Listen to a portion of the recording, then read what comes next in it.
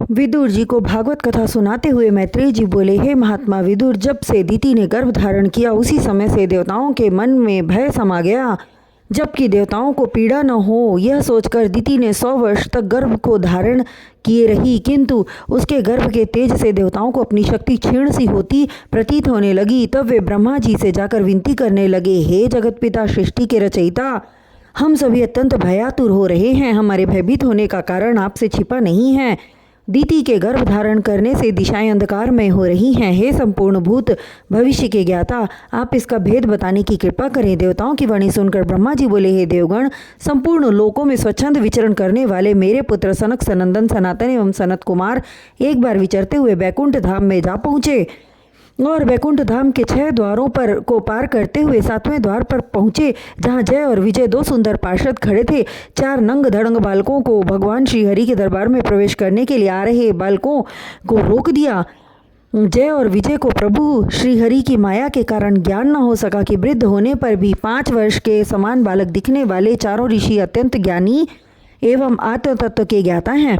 श्री नारायण ने जय विजय की आंखों पर माया रूपी पर्दा डाल दिया था, सो उन चारों ब्राह्मण भाइयों की महिमा को न जान सके। इस प्रकार की लीला प्रभु ने देवी महालक्ष्मी को दिखाने के लिए किया। उस समय लक्ष्मी जी प्रभु के तन पर चंदन का लेप कर रही थीं।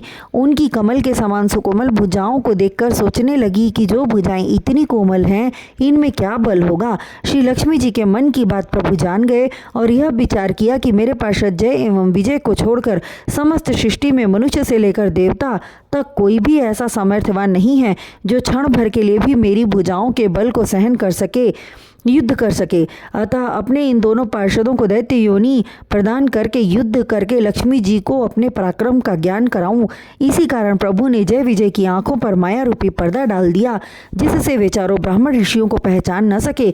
हुआ वही जो प्रभु की इच्छा थी और क्रोधित होकर सनत कुमार चारों भाइयों ने जय विजय को श्राप दे दिया। हे मूर्खों, तुम दोनों ने हमें भीतर प्रवेश करने से रोककर धृष्टता की है। श्री नारायण ने हमें कभी मना नहीं किया। तुमने हमारा अपमान किया है, इसलिए हम तुम्हें शाप देते हैं। तुम दोनों क्रोध लोभ मोह एवं अधर्म से युक्त होकर दैत्य योनि को प्राप्त हो। यह सुनकर जय विजय थर-थर कांपने लगे और प्रायश्चित करते हुए ब्राह्मण के चरणों में गिर पड़े और विनती करते हुए कहने लगे, हे ब्राह्मण देव, अब हमें ज्ञात हो गया कि हमारे बुरे दिन आ गए, अन्यथा हम दोनों से ऐसा अधर्म होता ही क्यों।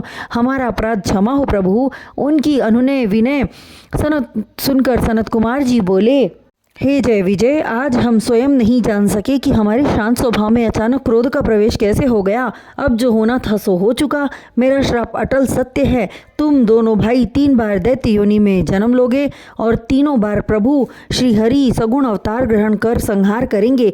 तीसरी बार तुम बंधन से मुक्ति पाकर बैकुंठ धाम में आकर अपने पद को प्राप्त करोगे। सनत कुमार जी जिस समय जय विजय से वार्ता कर रहे थे, उसी समय नंगे पांव भागते हुए श्री नारायण प्रभु पधारे और सनत कुमार के चरणों में गिर पड़े और निवेदन करते हुए बोले, हे प्रभु, मेरे द्वारपालों से अपराध हुआ है, इनके लिए मैं क्षमा मांगता हूँ। प्रभु, हे प्रभु, आप हमें क्षमा दान दें। श्री हरि के वचन सुनकर सनत कुमार जी विचार करते हुए बोले, हे दीनानाथ, हे त्रिलोकपति, मैंने क्रोध के वशीभूत होकर आपके द्वारपालों को श्राप दे दिया।